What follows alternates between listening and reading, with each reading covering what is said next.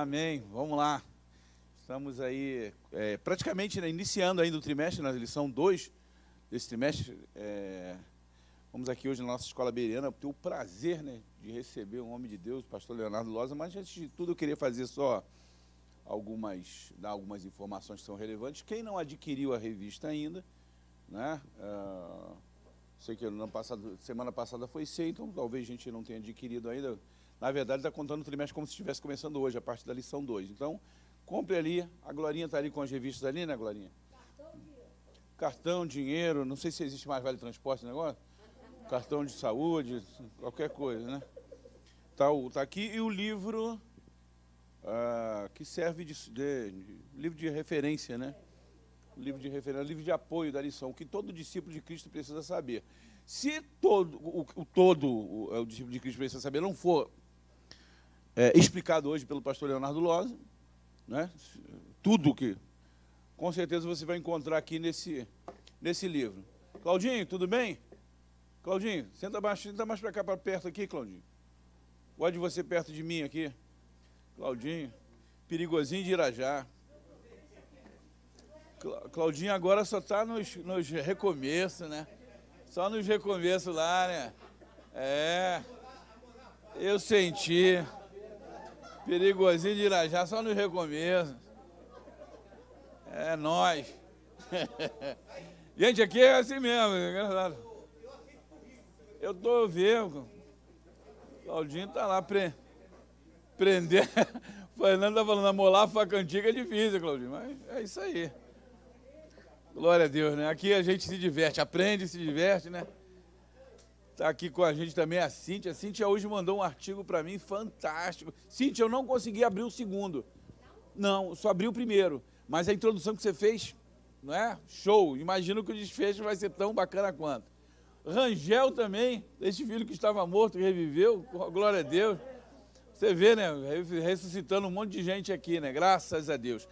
Bom, para de graça, né? Vamos lá, vamos trabalhar, isso é importante. Queridos, mais uma vez, só gostaria que vocês anotassem na agenda de vocês, dia 28 de agosto, nós vamos ter a nossa maratona, né, EBD, 28 de agosto, dia de aniversário do pastor Fernando, fiz de propósito para marcar esse dia, não é?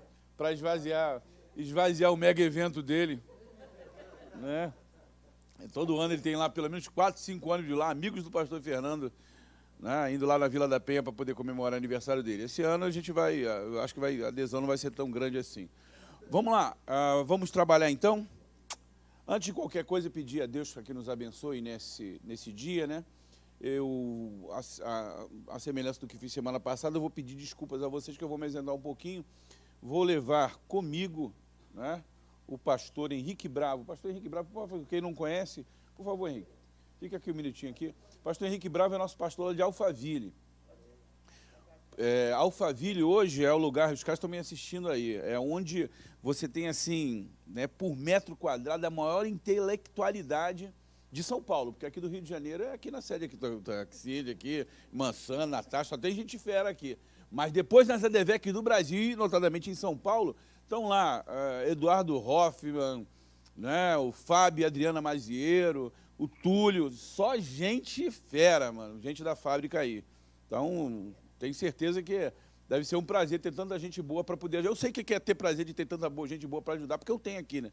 Vera, Vaninho, pastor Fernando, caraca, só gente boa, né?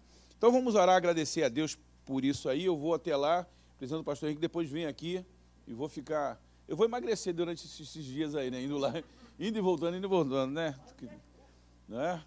Vamos orar, agradecer a Deus.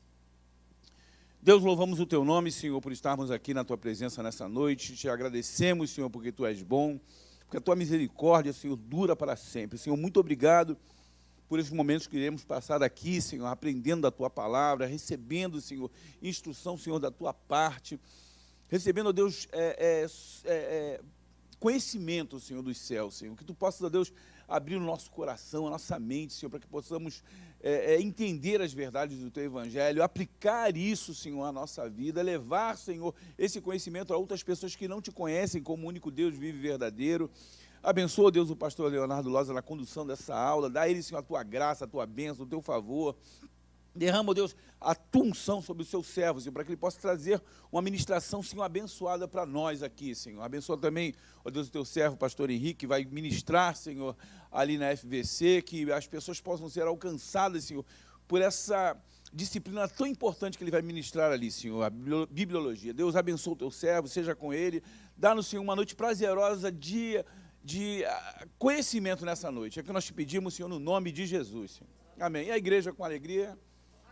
Amém. A igreja não está muito alegre, eu estou notando, né? A igreja ficou meio triste aí. Vamos receber, então, com muita alegria no coração, nosso pastor Leonardo Loza, né? Agora melhorou. Agora melhorou. Glória a Deus. Falei, pastor Henrique, eu acho que eu vou correr para lá também, atrás dele.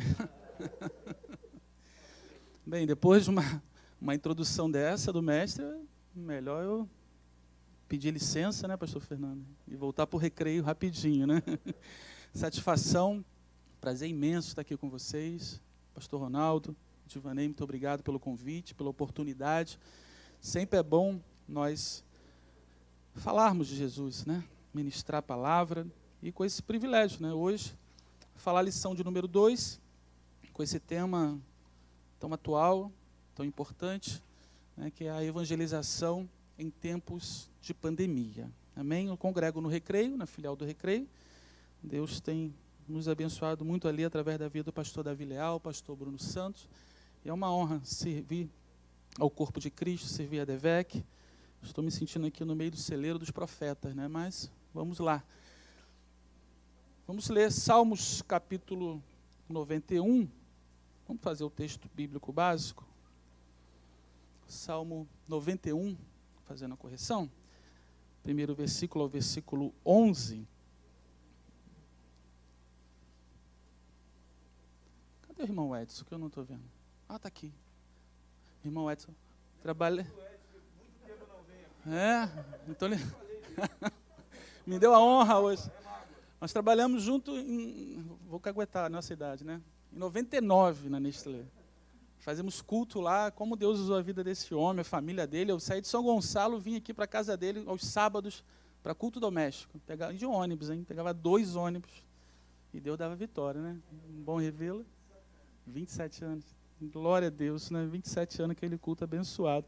Salmo 91, versículo 1 ao 11, diz assim: Aquele que habita no esconderijo do Altíssimo, à sombra do Onipotente descansará. Direi do Senhor, Ele é o meu Deus, o meu refúgio, a minha fortaleza, e nele confiarei. Porque Ele te livrará do laço do passarinheiro e da peste perniciosa. Ele te cobrirá com as suas penas, e debaixo das suas asas estarás seguro.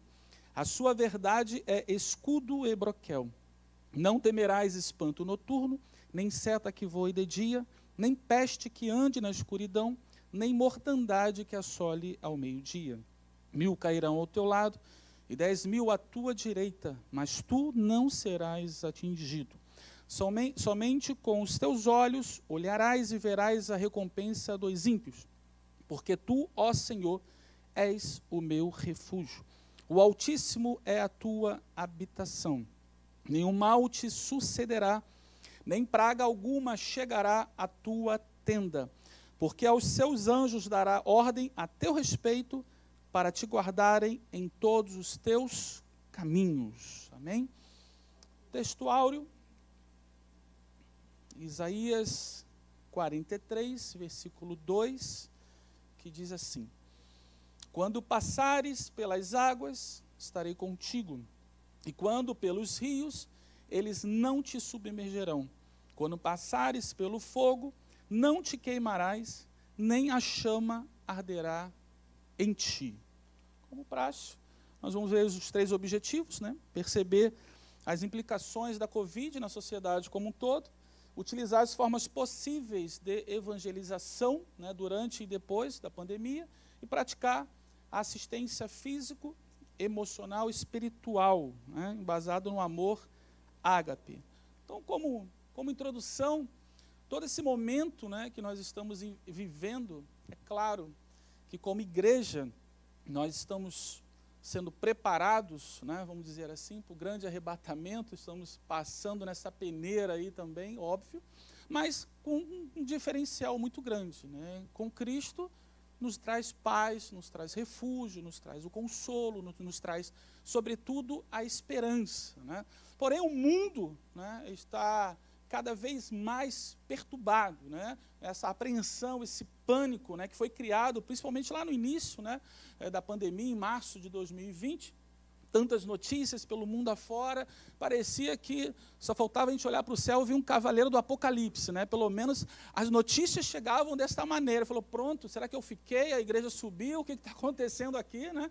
Porque foram metralhados, sabe, assim, tudo e qualquer tipo de informação. E se nós não estivéssemos ali centrados à luz da palavra, né, recebendo instruções dos nossos pastores, com certeza ficaríamos perdidos, né, no sentido para onde ir, o que fazer, sai de casa, não sai de casa, trabalha, no trabalho, o que faz, né? Então, é um momento muito importante para a igreja do Senhor Jesus. E nós que somos essa igreja, precisamos entender isso, sabe? A evangelização, ela não se dá, ou ela não aconteceu e acontecerá na pandemia. Ela é desde o início da igreja, nós sabemos disso. A verdade é que nós, muitas vezes, como igreja, precisamos ser despertados, né? Então, precisamos entender que a pandemia, ela pode ser, sim, uma ferramenta a qual Deus vai utilizar, e talvez esteja utilizando já na vida de muitos, para despertar, para buscar cada vez mais ter esse relacionamento, essa intimidade, para cumprir esse ID do Senhor Jesus. Então, antes de nós mergulharmos na lição, entender ponto a ponto, queria fazer aqui um pano de fundo sobre a questão da evangelização, né? O porquê da evangelização. É claro que todos nós sabemos, entendemos, conhecemos. Muitos talvez já praticam demais, outros talvez de menos, ou outros já fizeram muito no passado e hoje talvez faça pouco ou não faça, né? Então nós vamos dar aqui um pano de fundo e, conforme for o decorrer aqui da aula, podem levantar a mão, perguntar, é proibido sair com dúvida, né? Vamos interagir bastante. Então vou usar aqui o texto em João, capítulo 4, do versículo 31 ao 38, está na tela, que diz assim: E entretanto os seus discípulos lhe rogaram, dizendo, Rabi, come. Ele, porém, lhes disse, uma comida tenho para comer que vós não conheceis. Então, os discípulos diziam uns aos outros, trouxeram porventura alguém algo de comer? Jesus disse-lhe, a minha comida é fazer a vontade daquele que me enviou e realizar a sua obra. Não dizeis vós que ainda há 4 meses até que venha a ceifa? Eis que vos digo, levantai os vossos olhos e vede as terras, algumas versões dos campos, que já estão brancas para a ceifa. E o que ceifa, recebe galardão, e ajunta fruto para a vida eterna, para que assim o que semeia como o que ceifa, ambos se regozijem. Porque nisto é verdadeiro ditado, que um é o que semeia e o outro é o que ceifa. Versículo 38, e paramos aqui. E eu vos ensinei a ceifar onde vós não trabalhastes. Outros trabalharam, e vós entrastes no seu trabalho. Então nós vamos ver aqui o capítulo 4, toda a história onde Jesus conversa, faz um diálogo ali com a mulher samaritana, no poço, você conhece bem a história. E depois da história, lá por volta do versículo 30, versículo 31, entra esse texto que nós lemos. É interessante nós pensarmos justamente nesse modelo que Jesus está falando, porque no versículo 30 diz que os homens daquela cidade, ouvindo o que a mulher havia falado acerca de Jesus, diz o texto lá no versículo 30 que eles saíram da cidade para encontrar Jesus. E vai decorrer o texto, e é interessante que quando os discípulos, nós vamos falar um pouquinho mais para frente, começa a perguntar sobre a comida, e Jesus começa a dialogar e questionar, olha, mas vocês não falam que são 4 meses para a ceifa? Levantai os vossos olhos. Aqui eu posso conjecturar, porque o contexto todo fala do povo samaritano, dos homens daquela cidade, vindo até Jesus. E Jesus falando da questão da comida, pode ser que ele tenha olhado para os samaritanos, vindo até ele, e fala, levantai os vossos olhos. Os campos, sabe, os samaritanos aqui vão representar o mundo, vai representar os ímpios, estão prontos para a colheita. Então aqui nós vamos utilizar nesse texto como uma introdução para a lição, 4 pilares da evangelização. Porque, como eu falei no início, a evangelização ela não se dá e nunca se dará apenas em períodos de crise, ou de pandemia, ou outros problemas que virão pela frente. Não, ela é diária, a todo momento. Desde o primeiro dia do nascimento da igreja, a evangelização ela é a missão integral e não pode falhar. E é isso que nós vamos entender aqui um pouco. Vamos falar desses pilares e aqui nós vamos interagindo. O primeiro pilar que eu coloquei é a visão. Usando o texto, no capítulo 4, versículo 35, a parte B do texto, onde diz: eis que vos digo, levantai os vossos olhos e vede as terras ou os campos que já estão brancos. Então, o primeiro pilar da evangelização é a visão. Depois nós vamos falar um pouquinho melhor desse tema. O segundo pilar é a paixão. João 4, 34. E disse Jesus: a minha comida é a fazer a vontade daquele que me enviou e realizar a sua obra. Terceiro pilar, compromisso. Versículo 38. E eu vos ensinei a ceifar onde vós não trabalhastes. Outros trabalharam e vós entrastes no seu trabalho. Então, o terceiro pilar da evangelização é compromisso. E o quarto pilar é investimento. De novo, o mesmo versículo 35, parte B. Eis que vos digo, levantai os vossos olhos e vede as terras, ou os campos que já estão prontos, brancos para a colheita. Então aqui está sintetizando o texto que nós lemos do versículo 31, versículo 38, todo esse contexto com pilar visão, paixão, compromisso e investimento. Nós vamos agora falar um pouquinho de cada pilar desse, e aí nós vamos dialogando. O primeiro pilar, visão, eu coloquei, nós precisamos levantar os nossos olhos e, de fato, perceber que o mundo está perdido.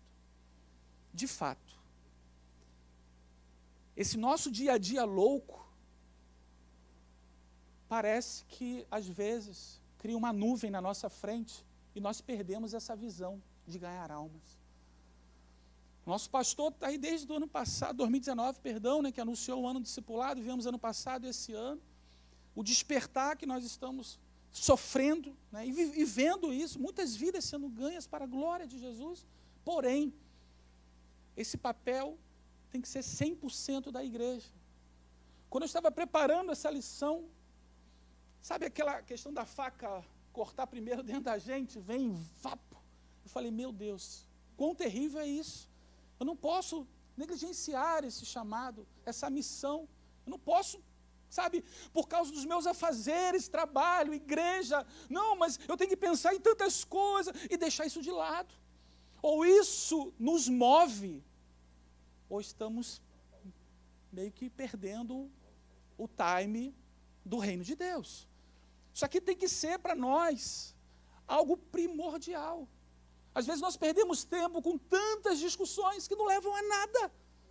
Para descobrir o sexo dos anjos, para descobrir a teoria do ABC, do teólogo XH da vida. O evangelho é simples. Levantai os vossos olhos e olhem que o campo está pronto. E o campo aqui pode ser dentro da tua casa, dentro dos seus familiares, dos seus vizinhos, na sua rua, no seu trabalho, aonde você estiver. Os campos, às vezes nós pensamos, e o Edson é testemunha disso, eu falava, meu Deus, eu quero ir para a Índia, quero ir para a África, eu quero ir para o sertão, mas eu não ganhava nem a minha rua. Eu não falava de Jesus nem para a minha família, mas eu estava na expectativa, mas por quê? Tem um glamour, né? Nossa, ser missionário e ir para a África. Não é assim? Não, mas eu queria ir para Londres, para Nova York, né? Ser missionário lá, sabe? Coisa linda, né? Mas quando, na verdade, eu precisava olhar na minha rua, na comunidade onde eu estava inserido. E nós precisamos resgatar esse conceito de visão do reino. Porque se nós não tivermos isso aqui, vai passar a pandemia e nada vai mudar em nós. Pastor, é uma coisa interessante que o senhor falou aí, dessa questão dos afazeres do dia a dia, Muitas vezes a gente dentro da igreja, a gente está preocupado com as nossas funções eclesiásticas, é com o nosso trabalho dentro da igreja, que não é errado, claro, a gente tem que fazer com zelo. Muitas vezes a gente está tão preocupado só no trabalho da igreja, de como é que a gente tem que fazer isso, desempenhar alguma função, e muitas vezes a gente esquece também da questão do evangelizar, porque eu estou preocupado com a minha função dentro da igreja, ou com o trabalho, ou com alguma coisa, e às vezes a gente deixa isso de lado. Foi até uma coisa que eu falei numa aula que eu ministrei, que às vezes a gente precisa sair um pouco dos nossos ciclos de amizade dentro da igreja e olhar um pouco para fora. Só que esse para fora não é só lá fora da igreja. Às vezes dentro da igreja tem gente que está precisando de ser discipulada, a gente está precisando de uma atenção e às vezes a gente está preso a essas questões, né? Pode falar, irmão.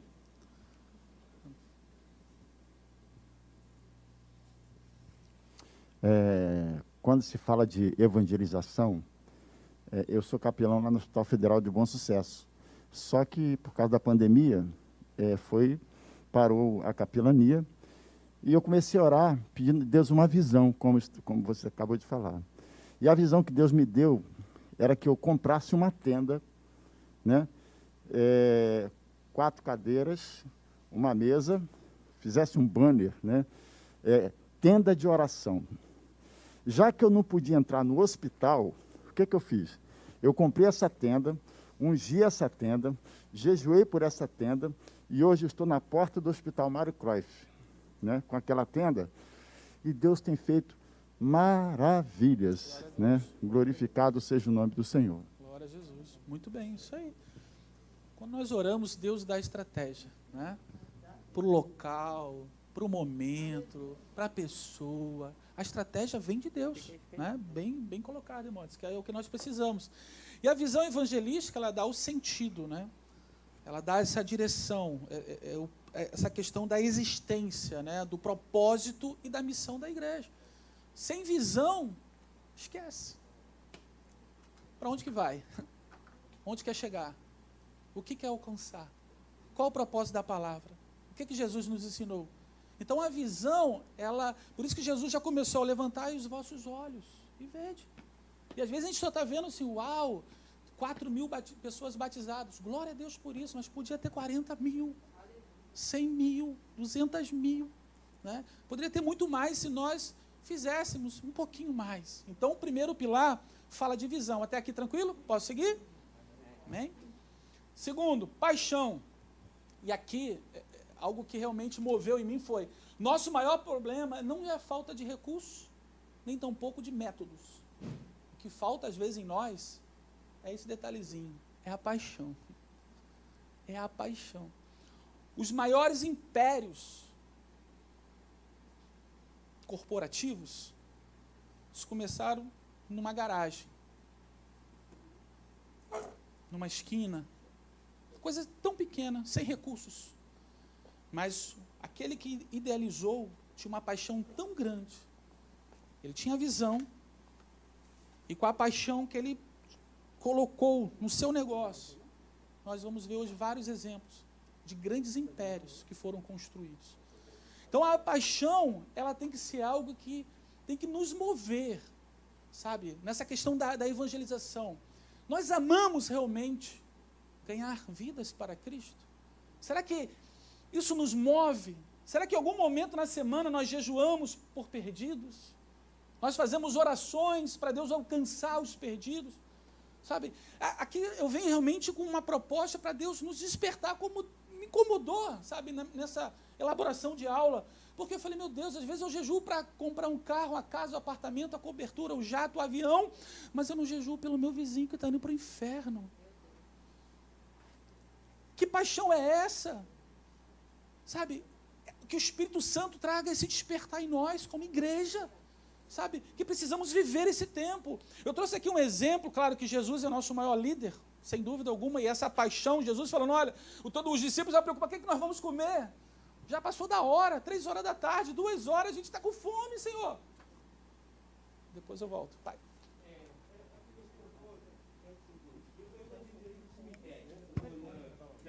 O microfone. Pausa. Perdão, microfone. Eu evangelizei no cemitério quando dia de finados, tá?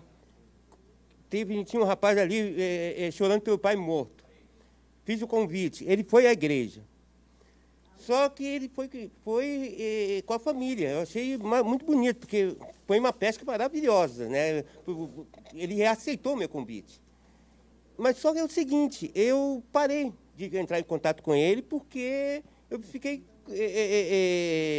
temeroso que que eu fosse chato.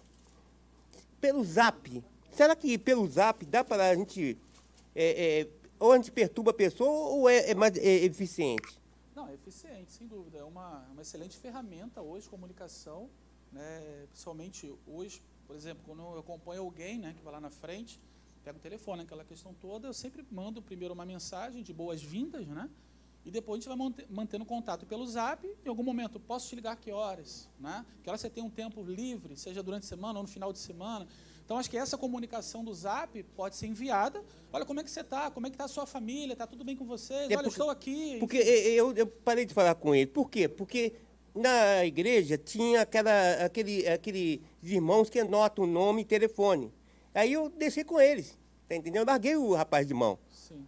Só que eu não estou tendo mais contato. Eu tenho temor de eu ser chato e ligar para ele, já que eu entreguei na mão dos pessoal da igreja. O irmão tem sido incomodado com isso? Eu estou realmente sem saber o que eu faço, entendeu? Isso Deus está incomodando o irmão para estar fazendo contato com ele. De novo, não estaria sendo chato com ele? Não, de maneira alguma. O teor da mensagem que vai dizer se você vai ser chato, inconveniente ou não. Né? Então, assim, manda aquela mensagem, bom dia, boa tarde, como você está, como é que está, orando por você, deixa vir um retorno, aí você vai fazendo a comunicação saudável. Eu fiquei sabendo que, o senhor falou de estratégia, teve um rapaz que...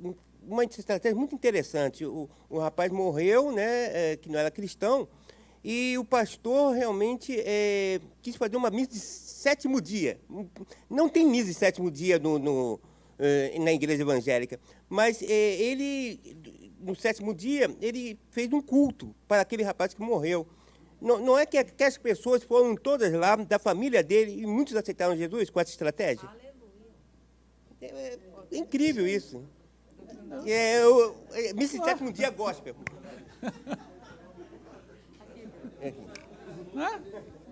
É isso. Atraiu, a comunicação foi outra.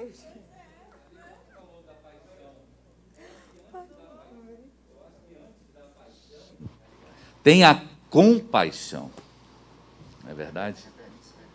Eu acho que antes da paixão vem a compaixão. E a tradução de compaixão é o seguinte: sentimento piedoso de simpatia para com a tragédia alheia.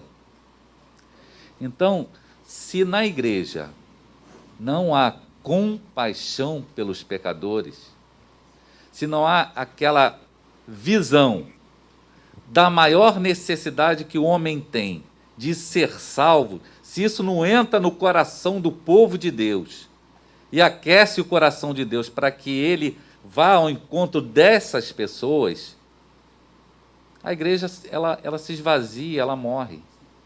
Porque uma igreja pode estar muito cheia, mas se não tiver compaixão, meu irmão, ela não é aquilo que Deus deseja que a igreja seja nesse mundo. Então, é aquilo que Jesus sentia. Quando Jesus passava, ele tinha compaixão, porque via aquelas pessoas como ovelhas sem pastor. Então, antes da paixão, tem que haver a compaixão. A igreja tem que ser instruída e levada a essa necessidade de que, se nós não fizermos a obra de evangelização, aquela pessoa vai morrer e ela vai para o inferno. E Deus vai requerer de cada um de nós isso. Perfeito, é isso aí.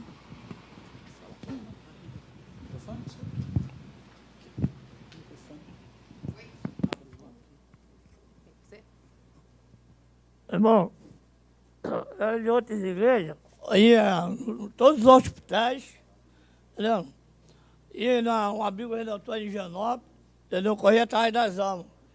Eu percebo, pelo tempo que eu estou vendo, muitos caras aniquilaram o amor de muitos esperar. Com o irmão falando há pouco.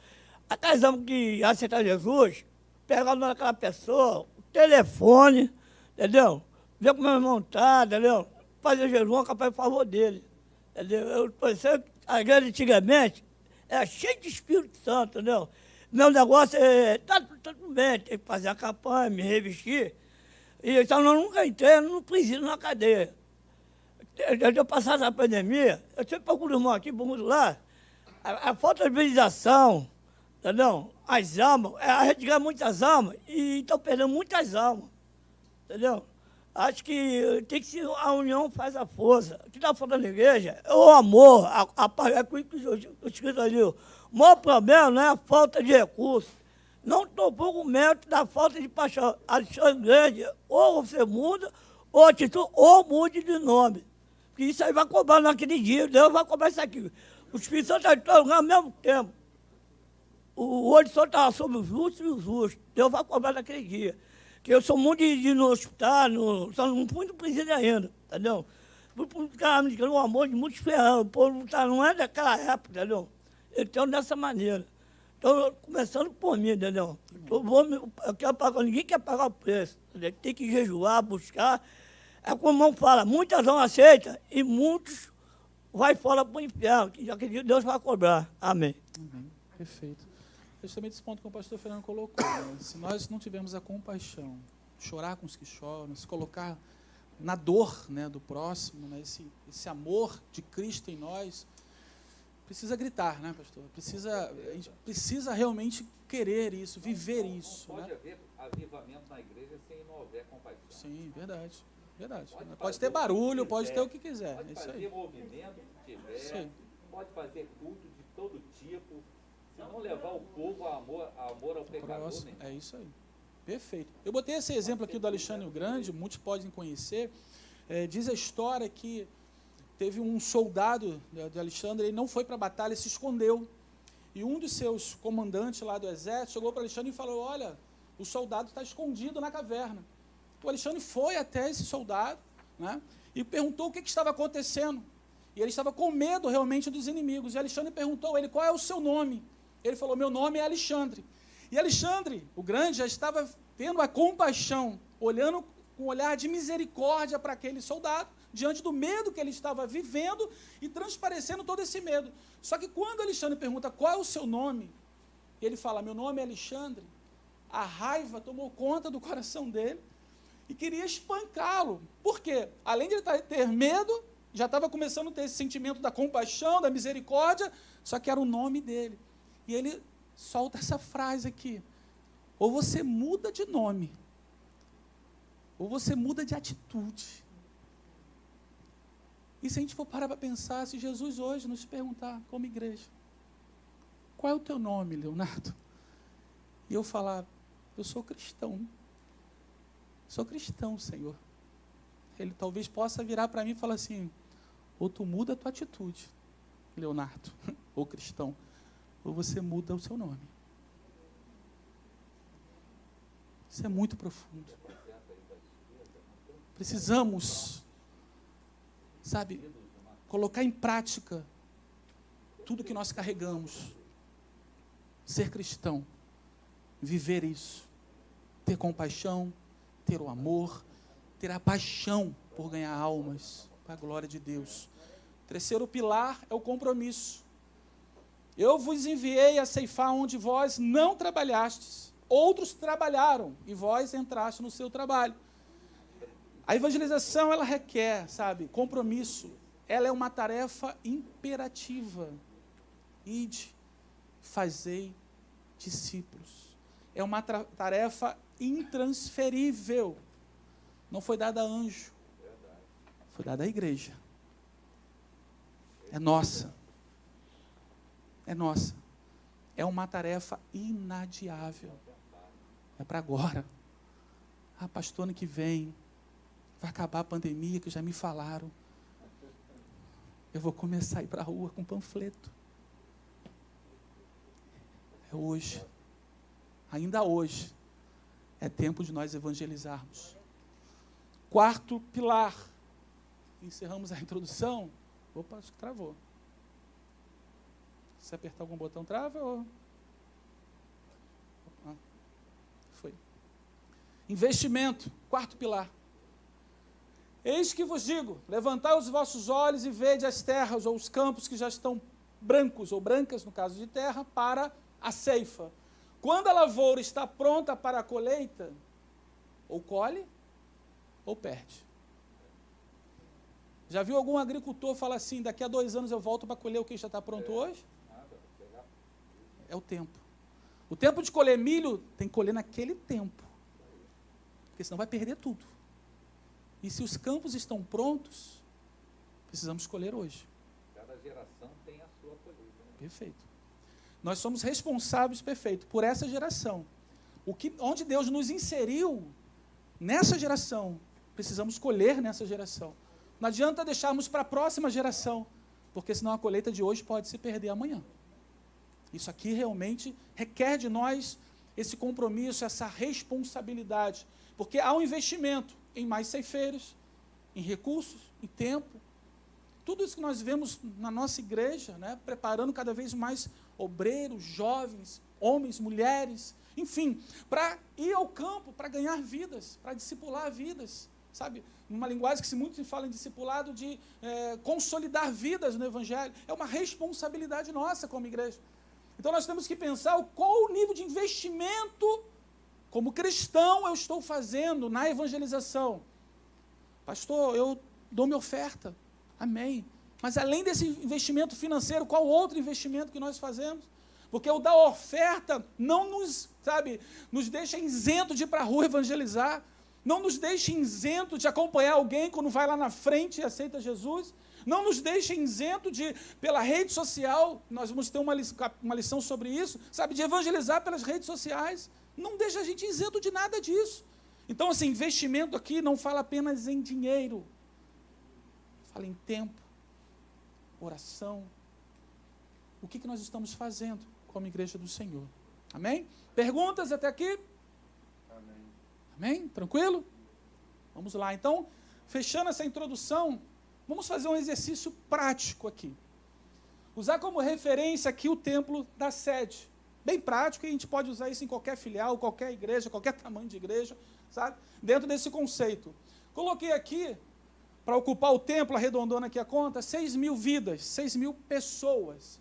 Pensa que aqui está eu, está você, com o coração queimando para ganhar vidas, e nós vamos evangelizar essa multidão que representa as 6.000 vidas. E vamos virar para o pastor Silas e vamos falar: pastor, fique tranquilo, eu vou encher essa igreja. Eu lhe pergunto, por dia é possível fazer um discípulo? Por dia? Todo dia fazer um? Melhor cenário, sim, vai, melhor cenário. Por mês? 3 em 3 meses a cada batismo? Por ano? Se uma pessoa falar assim, olha, por ano eu vou ganhar um, ele vai levar 6.000 anos.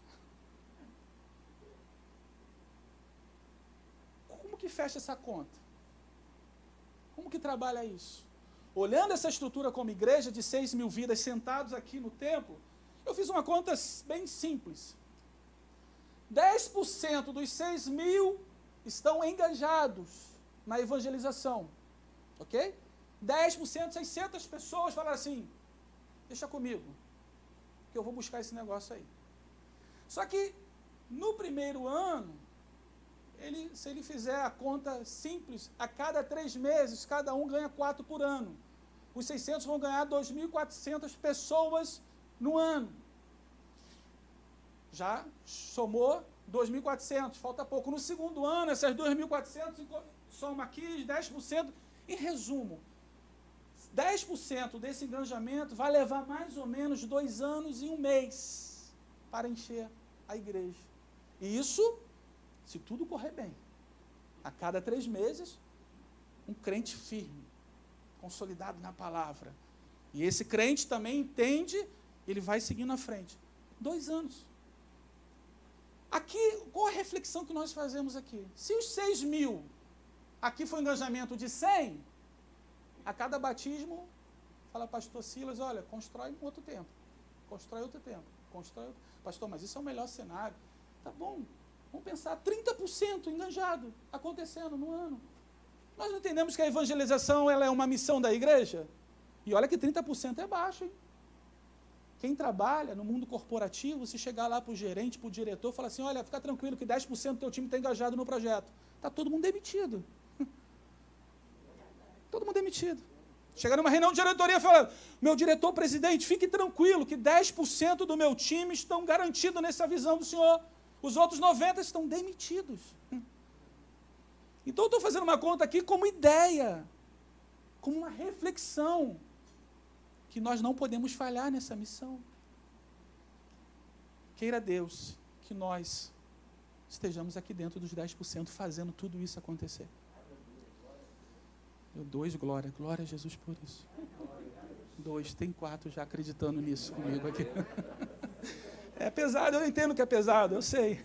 O glória entala, desce-me agarrado.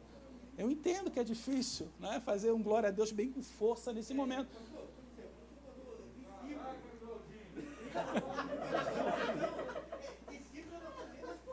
Sim. Isso aí, perfeito. Esse é o cenário, olhando nesse cenário. O Claudinho, irmão Claudinho, o senhor é discípulo do pastor Ronaldo? Desde a faculdade.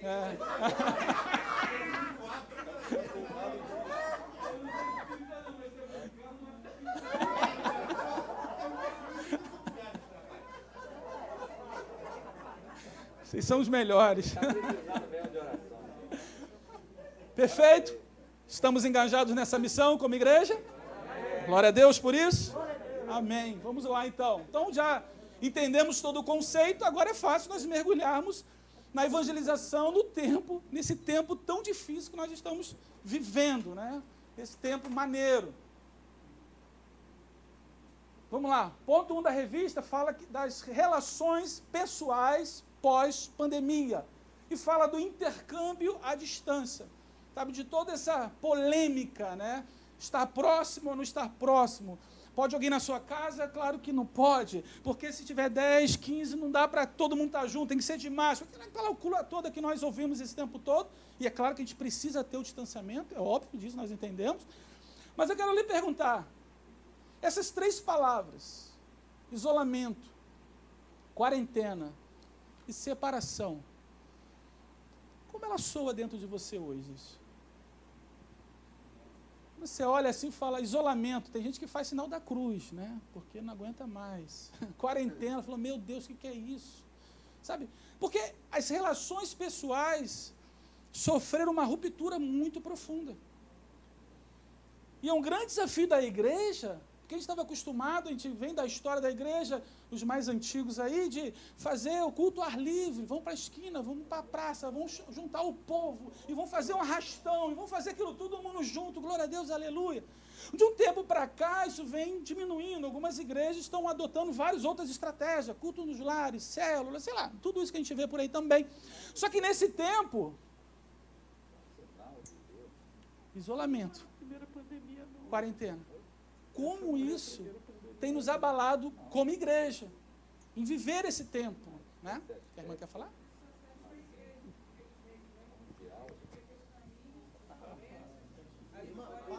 Microfone aqui, reforço. É o pessoal da transmissão. Qualquer dúvida, Paz, Senhor, Adriana, irmãos, tá ali amém? atrás, Alexandre responde. Mas, infelizmente, isso só está servindo para as igrejas, né? Porque o comércio, assim, no caminho, os bares, infelizmente, estão reunidos, né? A lei está vindo para as igrejas, exatamente para poder tentar abater a igreja, parar o povo de Deus para que não venha fazer a obra do Senhor. Amém? Perfeito. BRT está vazio, está tranquilo, né? As conduções, está tudo tranquilo, né? Mas como igreja, como romper isso?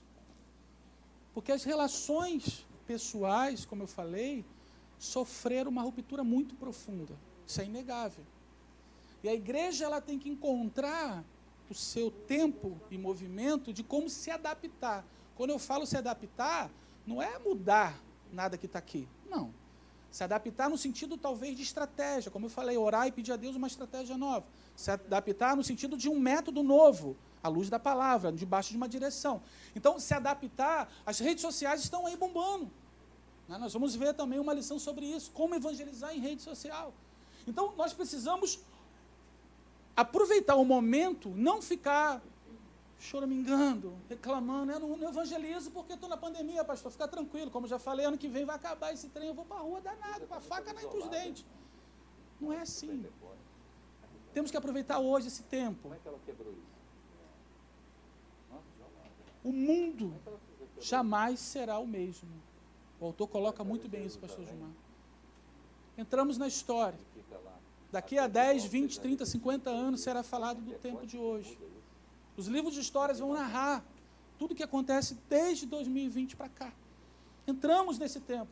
Então, nós precisamos, como igreja, não perder a oportunidade. Nós vamos entender um pouquinho mais alguns outros pontos aqui. Até aqui, tranquilo? Perguntas? Amém? Vamos lá. Tem como fazer uma reflexão aí, pastor? Por favor. É porque a igreja, ela uma reflexão a respeito da questão do isolamento, é porque quando os discípulos ainda não sabiam que Jesus havia ressuscitado, eles ficaram onde? Em isolamento. O que quebrou esse isolamento foi a notícia da ressurreição.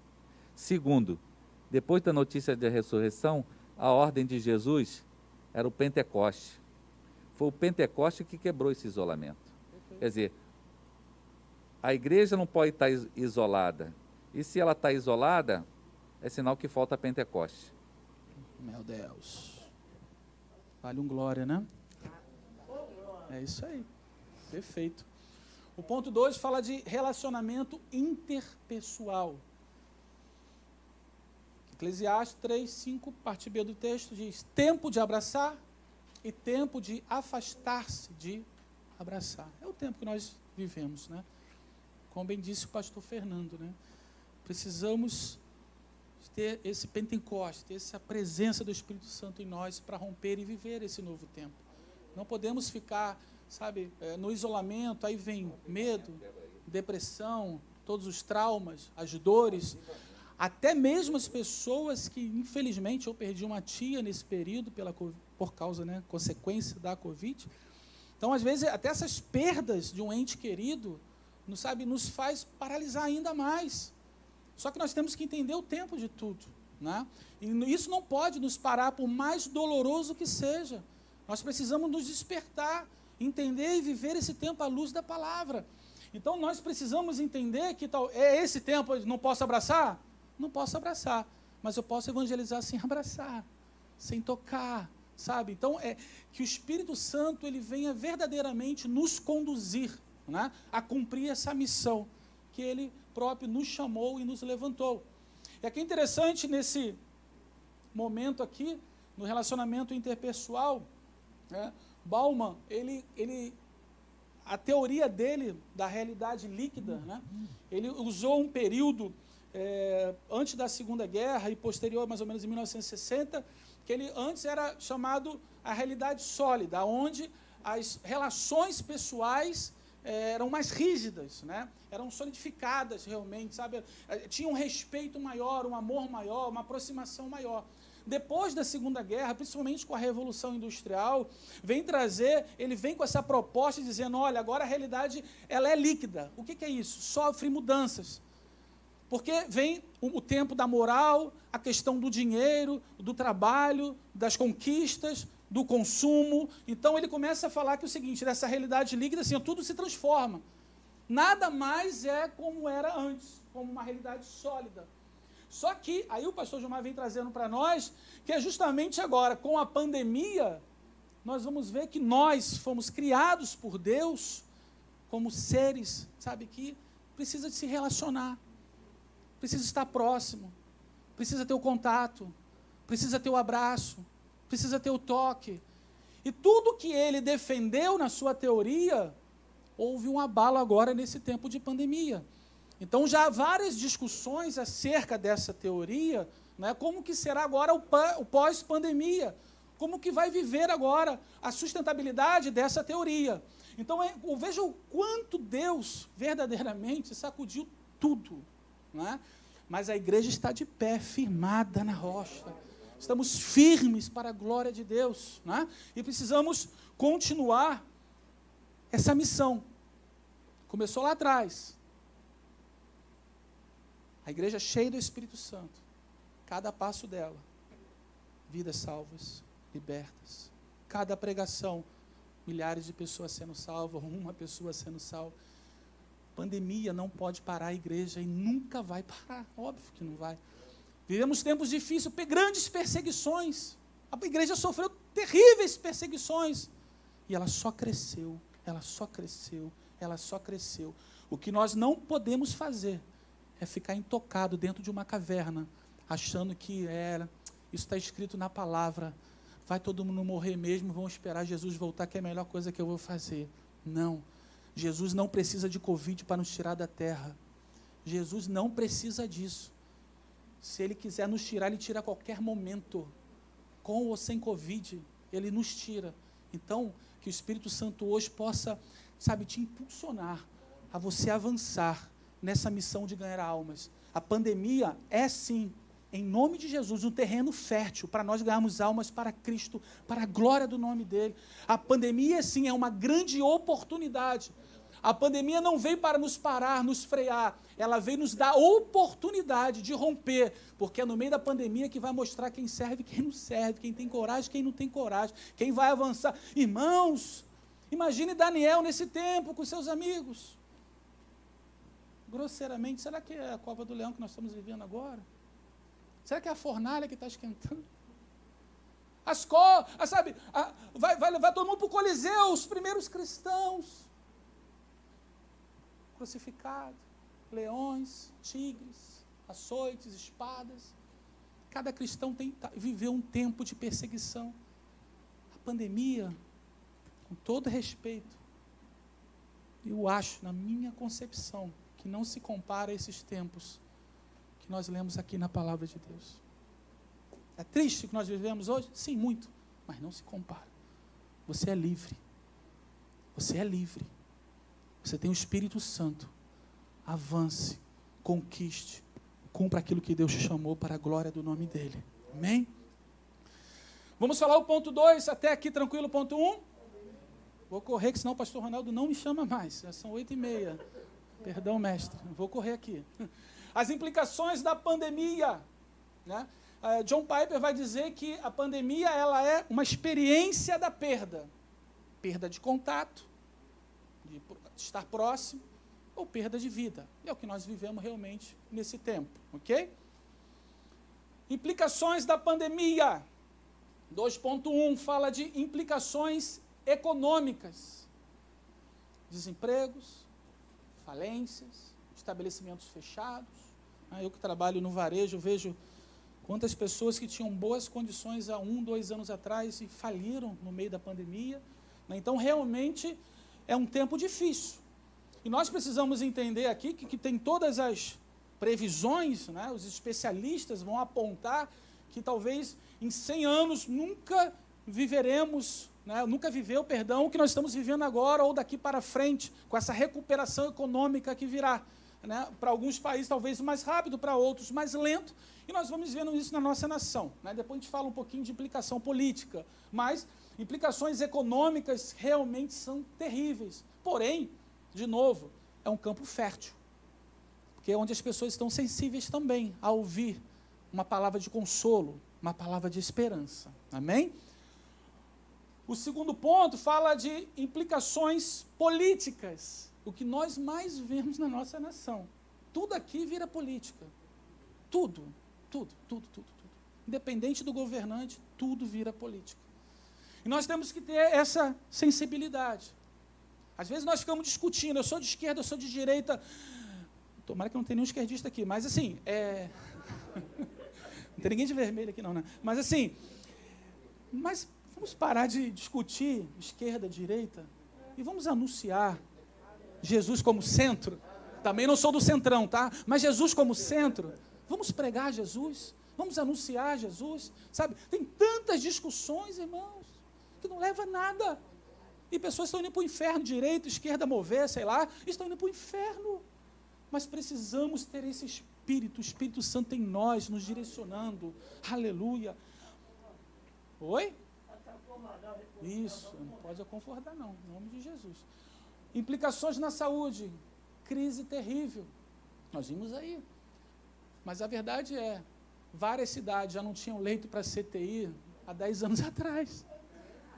Já, 93%, quando é que estava 80%? Quando é que tinha vaga? Só vivia em crise, em greve. Sempre teve terrivelmente em estado grave a nossa saúde pública. Não é? Mas, com a pandemia, sem dúvida alguma, houve uma sobrecarga. Então, como igreja, nós temos que pensar nessas 3 áreas. Como atuar, como evangelizar.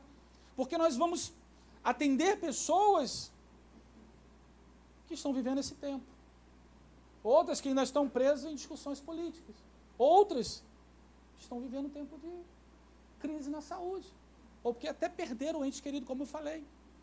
Então, como igreja, nós precisamos entender cada centro desse, o que implica e como agir. Amém? Pergunta? Dúvidas? Eu aprendi com um professor meu, muitos anos atrás, que quando a gente fica em silêncio, só sabe tudo ou não sabe nada. É assim? Não é assim, pastor Ronaldo? É assim?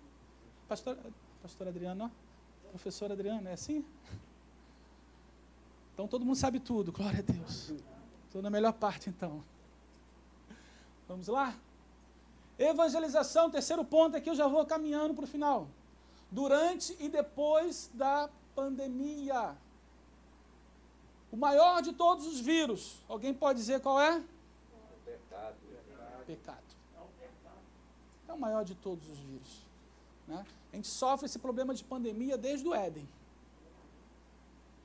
E aqui é algo que a gente precisa tratar e nós vamos ver já na frente um pouquinho. Esse pecado atingiu até o diabo.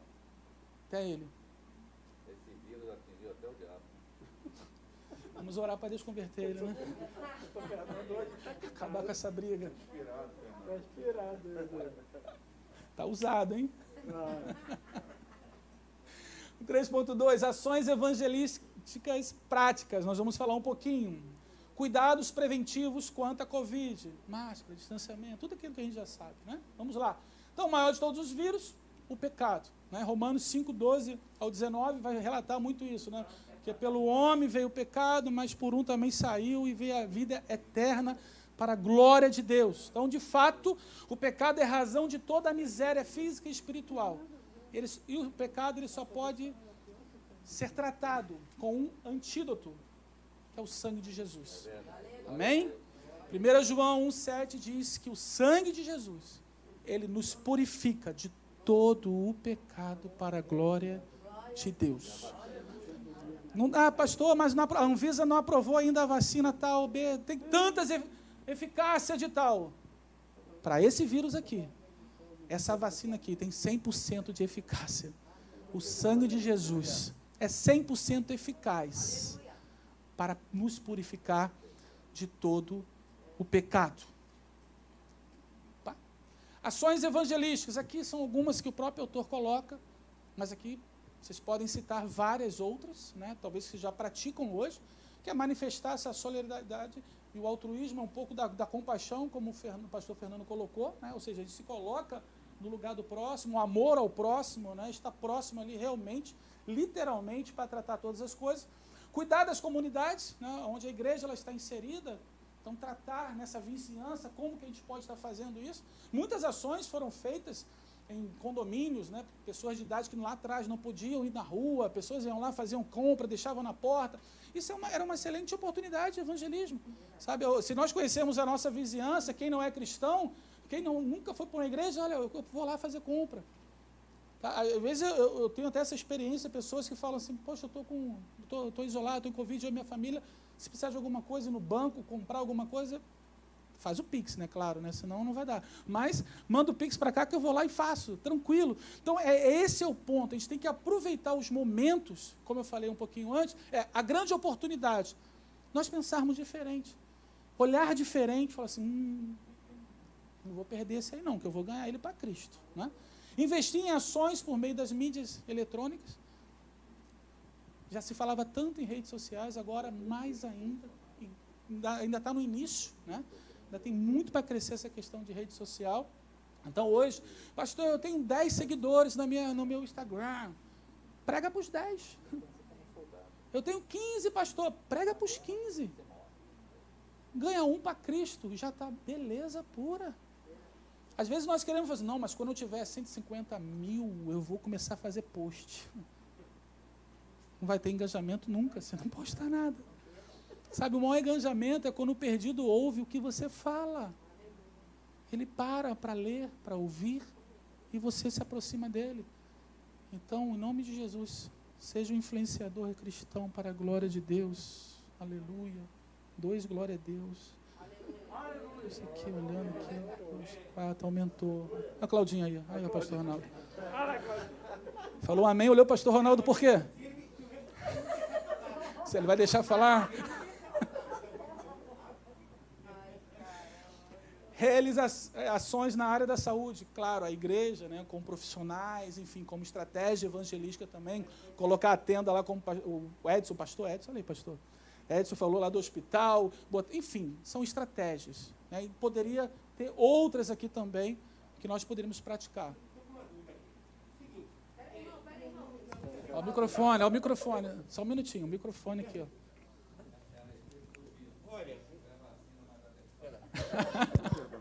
Coronavac, o que vai?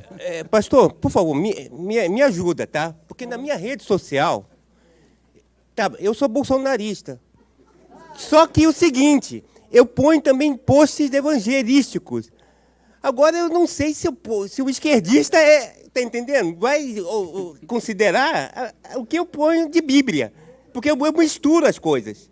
Tá entendendo? Eu misturo, eu ponho tanto política como, tá entendendo? Como coisa de Deus. Agora, não sei se isso é viável. Eu talvez ganhe um bolsonarista para Jesus, mas não um petista. Isso é saudável? Ou eu tenho que abrir uma outra rede social só com coisa de Deus? Quem gostaria de responder essa daí? Vai. Givanei. Não, Me orienta, pastor, por favor. é assim. É isso. Esse é o ponto. Então tem que abrir uma outra rede social, é isso? Não, uma outra rede social só com aquilo? Usa mesmo. De vez em quando larga o aço devagarinho lá, tudo bem. Mas assim, fale de Cristo. Coloque Cristo como posto. Se a motivação sua da rede social for evangelizar, fale somente de Cristo. Depende da motivação que é a rede social. Aí o irmão vai saber qual é o melhor post a ser colocado. Uhum. 2022 ele está chegando, fica tranquilo. Aqui, o microfone aqui. Boa noite. Fiz umas anotações aqui só para pontuar, ratificar o que o senhor acabou de falar, de que essa lição está super interligada com a lição 13, que é das redes sociais, né? O quanto isso está sendo... nós estamos vivendo uma mudança de paradigma, uma mudança paradigmática. Outro ponto que eu queria estar abordando é sobre... O senhor falou sobre a questão do tempo, que agora o tempo de contato que a gente tem é um tempo pequeno, não é um tempo de abraçar, é um tempo de afastar. E aí eu gostaria de estar ratificando sobre a questão de ressignificar esse tempo.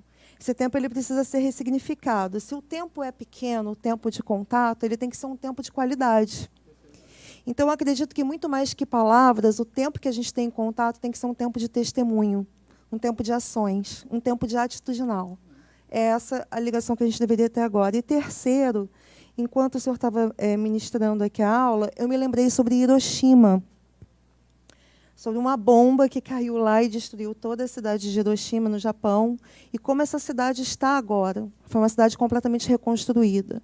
Então, eu acho que quando a gente olha para o passado histórico, quando a gente olha do que aconteceu com o mundo após a Primeira, Segunda Guerra, o que aconteceu com a cidade de Hiroshima, a gente começa a pensar como que a humanidade se ressignificou e se reconstruiu. Eu acho que o momento que nós vivemos agora de pandemia é um momento da igreja estar evocando a reconstrução. E aí talvez a gente está olhando para o nosso passado, como que a humanidade conseguiu lidar com essas questões, com esses momentos de crise, né? Como que os princípios e conceitos teológicos também foram se ressignificando diante de crises, né? E acho que a gente pode estar, de repente, fazendo uma leitura, uma releitura de tudo isso, à luz do Evangelho, e estar pensando numa reconstrução agora. Só isso. Obrigada. Perfeito. Alguém quer falar um pouquinho mais? Falou tudo? Respondeu o Claudinho. Brincando. Não, o que o Claudinho estava falando, isso, na verdade, o cristão ele não tem como dissociar. Ele glorifica a Deus na rede social, na sua vida prática, fala de política glorificando a Deus. Quer dizer, não tem como, agora eu estou falando de política, não estou mais aqui numa postura de cristão. Não tem isso. Não existe. Todo momento você está transparecendo aquilo que você é na sua essência enquanto cristão. E o que a Juliana está falando ali, na verdade, a gente tem que pensar o seguinte, independente da questão da pandemia, se a gente olhar para toda a história da igreja, a gente pode afirmar uma coisa, não vai ser a primeira nem a última vez que a sociedade vai passar por uma crise, de repente por uma pandemia, por uma catástrofe, e eu até discordaria da questão de ressignificar conceitos teológicos, porque a palavra de Deus ela é atemporal e, na verdade, sim, como o pastor Leonardo falou algo interessante aqui, a gente tem que se entender dentro desse momento e cumprir o nosso chamado. Como isso vai se adequar em relação ao contexto social, isso é uma questão prática. A estratégia, aí a gente usa uma questão de contextualização mesmo, de como a gente coloca isso em prática. Mas essa ideia de que a sociedade agora vai mudar, vai repensar, não vai nada.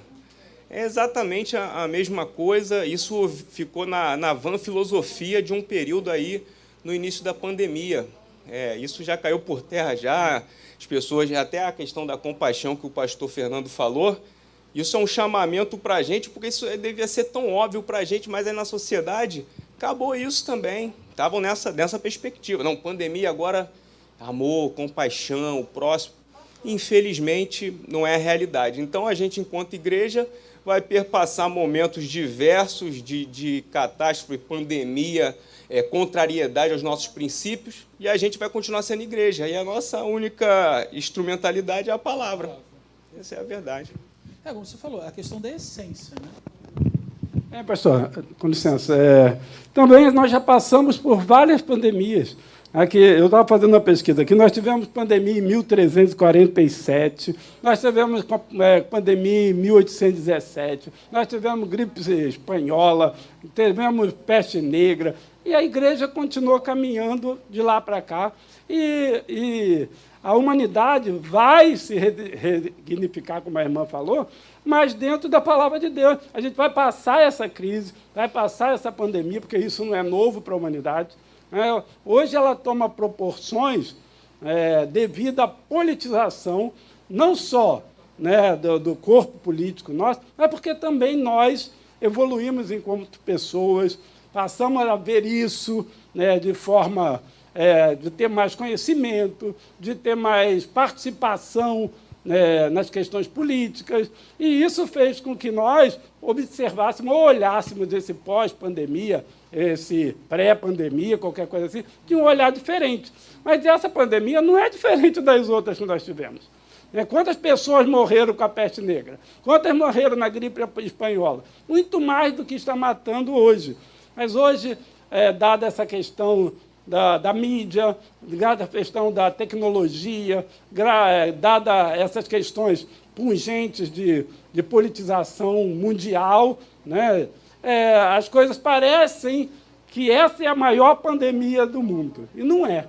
Ela vai ser, daqui a algum tempo, menor do que muitas outras foram, e nós vamos continuar no nosso mundinho aí, de passar essa questão, como o pastor falou, da compaixão, aí volta todo mundo a olhar para o seu próprio umbigo, e a vida passa, e as coisas vão adiante. Não sei se nós aprendemos mais, ou aprendemos muito menos com as outras que chegaram, porque se é verdade que isso nos afetou como igreja há séculos atrás, hoje era para nós respondermos a isso de uma maneira muito diferente. Sim, mas aí como uma reflexão, acho que é interessante esses pontos, é a questão da... pegar um gancho do Divanei, da questão da essência. Né? Se nós olharmos a Europa hoje, por exemplo, os grandes berços de avivamento, igrejas, tudo fechado. Tudo fechado. Mas você acha que isso é por causa da pandemia? Não. Estou falando como essência. A pandemia não, essência. Estou falando no sentido, como vou falar o que o senhor falou agora no final.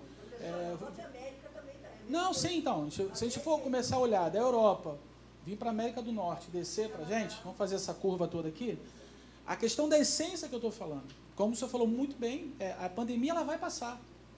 O problema é quem vai ficar. Qual é a minha essência? A pandemia é só mais uma. Mas como eu vou ser ano que vem? Vamos pensar que acabou. Como você daqui a 10 anos?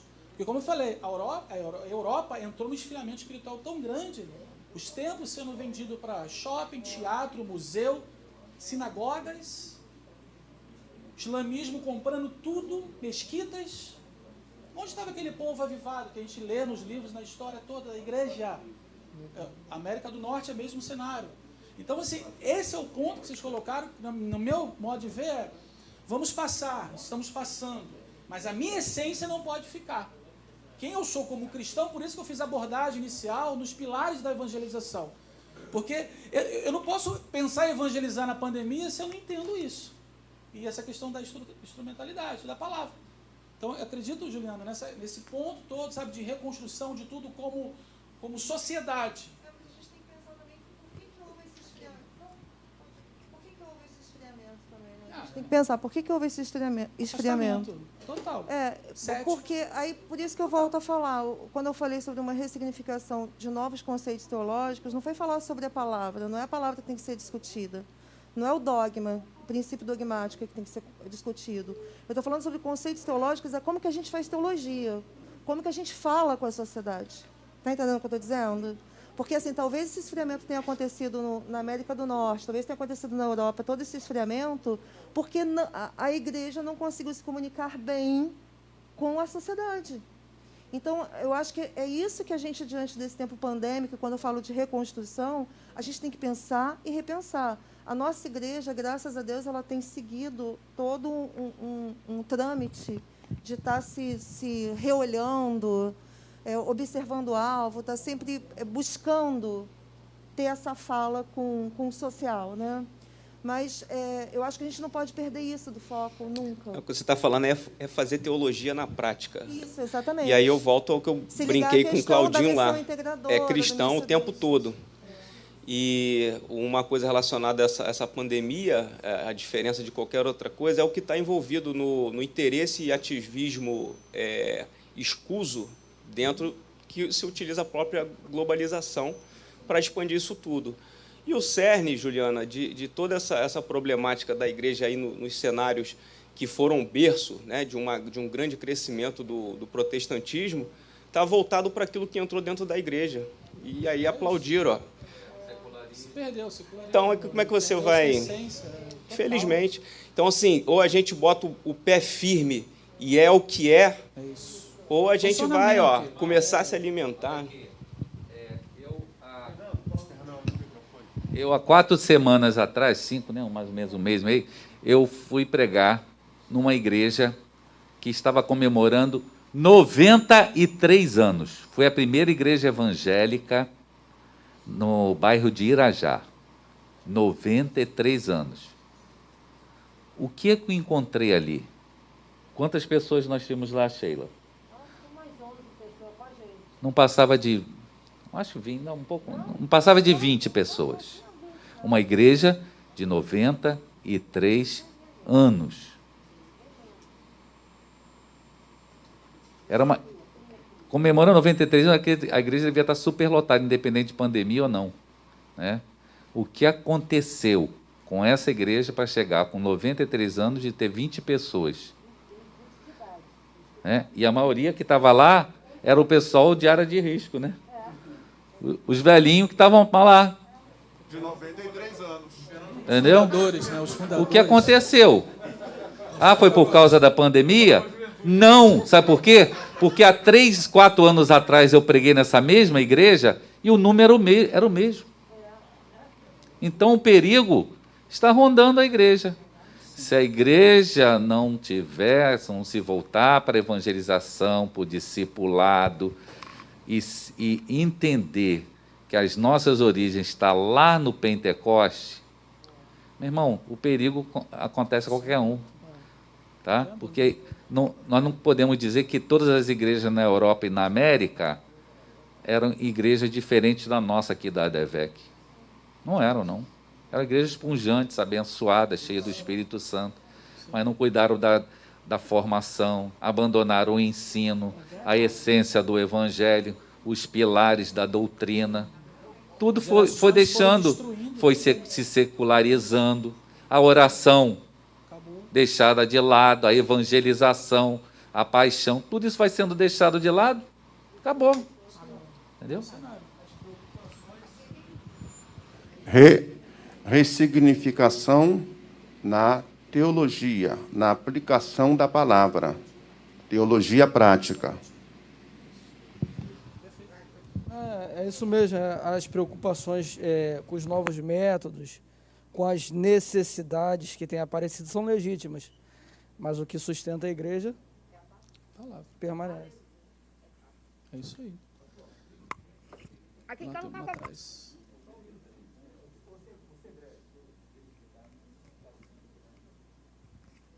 A gente está passando por um momento dificílimo, realmente mundial. A questão da pandemia, a pandemia ela veio mais como um pano de fundo para a expansão do comunismo. O comunismo já vinha avançando há algum tempo e o cristão começou a encolher. O senhor falou do esfriamento da Europa e agora até da própria América. O governo que está lá instalado no momento lá é um governo de tendência comunista. Como o comunismo avança e o cristão encolhe, o que acontece?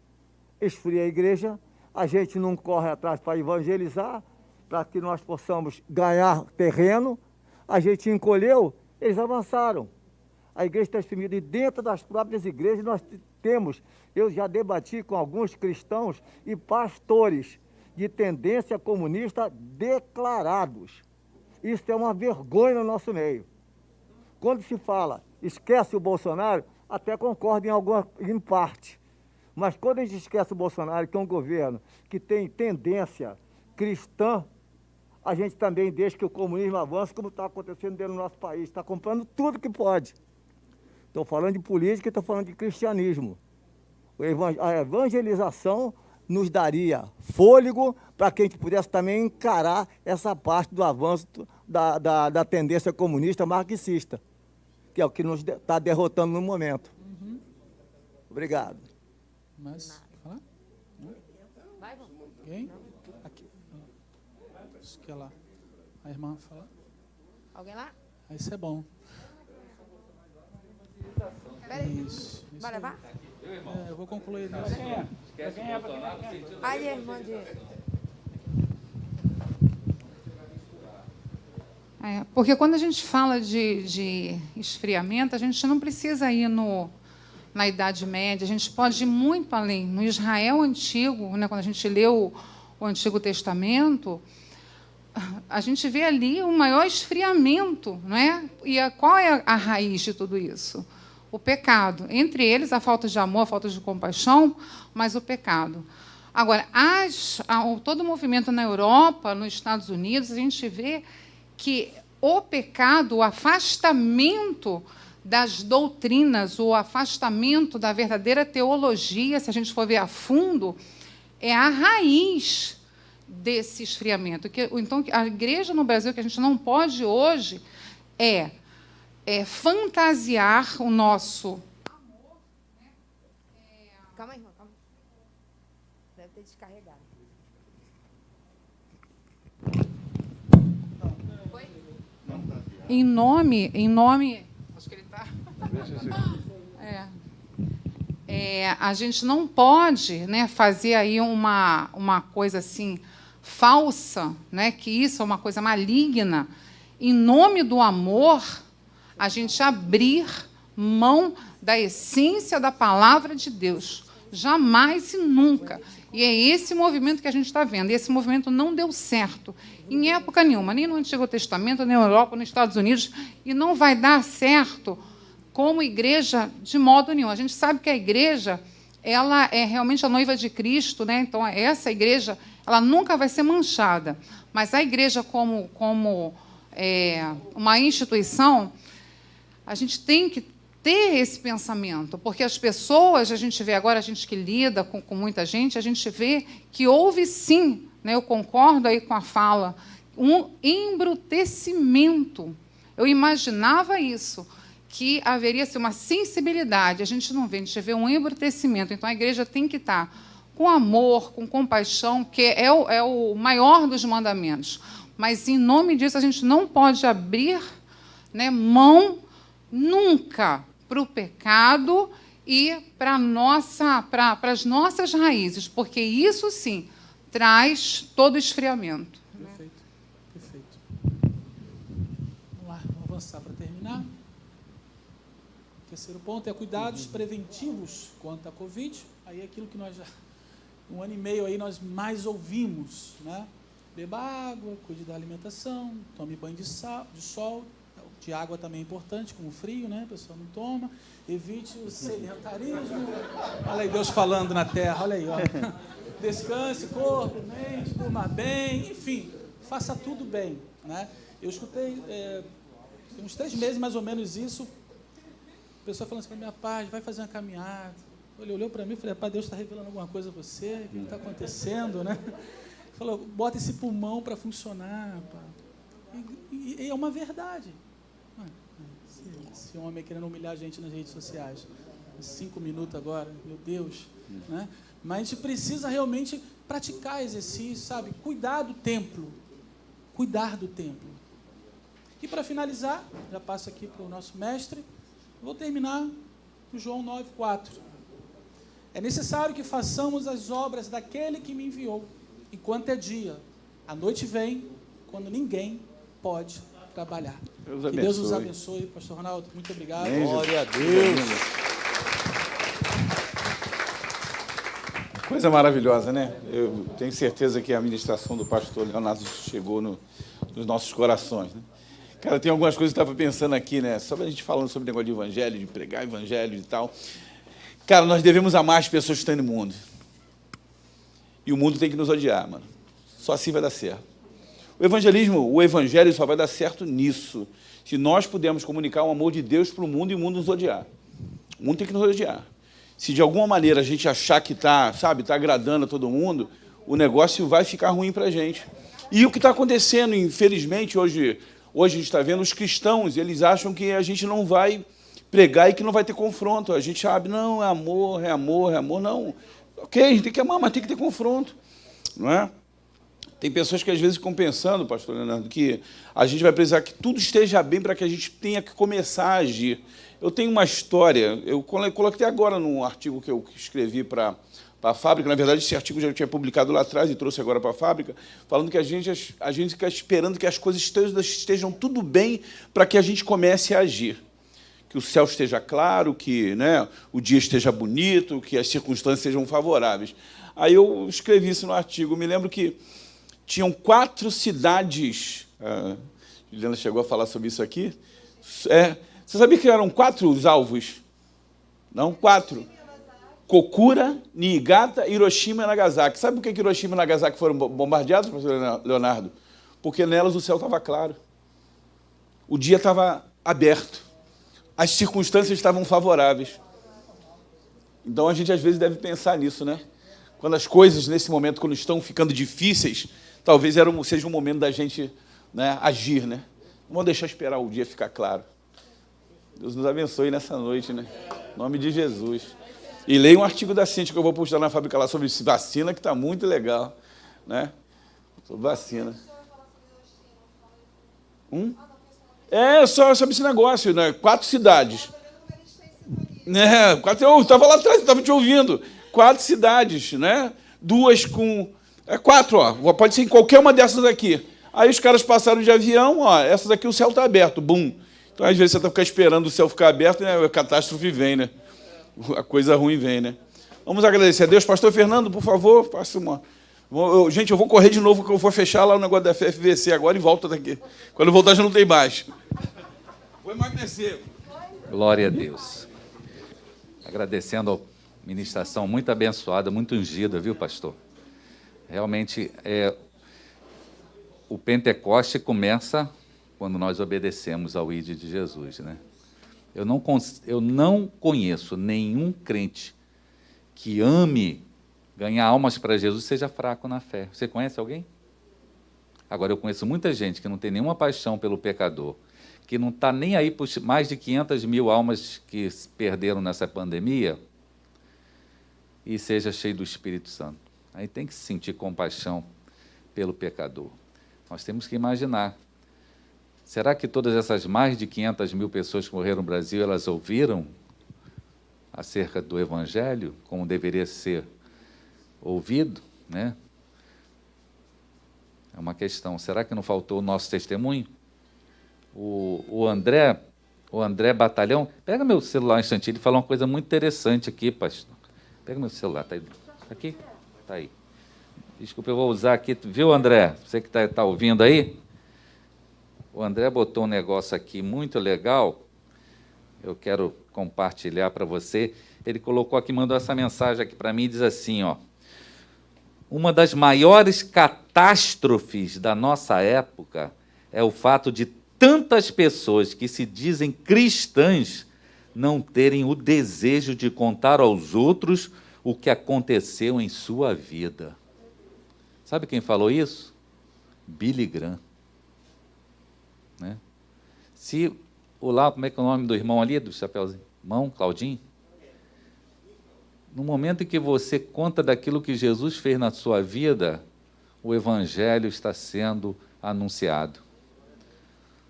O nosso testemunho, irmãos, daquilo que Jesus fez na nossa vida, é a melhor arma que nós temos hoje, né? De levar as pessoas a entregar as suas vidas para Jesus. Os juízos de Deus estão aí, né? Às vezes a gente teme assim quando fala na Bíblia dos 4 juízos de Deus, né? Quais são os 4 juízos de Deus? Vocês sabem? Vários textos na Bíblia falam dos 4 juízos de Deus. A espada, a fome, a peste e as feras. São os 4 juízos de Deus. Né? E nós estamos vendo aí a peste, né? Tragando milhões e milhões de almas no mundo todo. Isso deve nos levar a uma grande responsabilidade como igreja de levarmos o Evangelho. Simplesmente falar do que Jesus fez na sua vida já é suficiente para transformar o mundo. Amém, irmãos? Amém. Nosso Deus, nosso Pai, nós queremos te agradecer por essa noite tão abençoada, quando nós fomos confrontados aqui, meu Deus, a respeito da grande necessidade que nós temos nesse momento que o mundo vive essa pandemia, meu Deus, de anunciarmos o Evangelho. Conforme nós ouvimos aqui, que o maior vírus do mundo é o pecado, meu Deus. E o antídoto tu já deste para esse mundo, que é o sangue de Jesus. Que o teu povo, a tua igreja, possa usar essa arma poderosa, o testemunho de cada um, meu Senhor, daquilo que o teu Espírito fez na nossa vida, para nós levarmos ao mundo, Senhor, a tua palavra, e alcançarmos alguns para ti, meu Deus. Paulo falou: eu não posso deixar de pregar o Evangelho, porque me é imposta essa obrigação. Que essa obrigação esteja no nosso coração também, meu Deus, de nós pregarmos o teu Evangelho. Tira de nós a preguiça, meu Deus. Tira de nós o conformismo, a desatenção, meu Deus, a falta de amor, meu Pai. E que o teu Espírito possa mover na ADVEC, não somente na ADVEC, mas em todas as igrejas no Brasil e no mundo, meu Deus. Nós estamos esperando, Senhor, um grande avivamento que virá. Oh, glória a Deus. E que o Senhor sacuda essa nação nos seus 4 cantos dessa nação. Venha sobre nós o teu Espírito e a tua igreja possa, Senhor, avançar. Porque, como diz Jesus, é necessário isso. É necessário isso. Que o teu Evangelho seja anunciado até que o dia venha o grande dia do Senhor venha e nós estejamos preparados, que nós não possamos nos achar negligentes, omissos, meu Deus, acostumados com esse mundo, mas transformar a nossa mente pela Tua palavra, em nome de Jesus. Quero te agradecer pela vida do Teu servo, pastor Leonardo, que ministrou, pela vida de cada um dos Teus filhos, que se vieram aqui porque amam a Ti e amam a Tua palavra. Abençoe e leva cada um debaixo da Tua bênção para os seus lares e nos dá uma noite de paz, em nome de Jesus. Amém. Amém.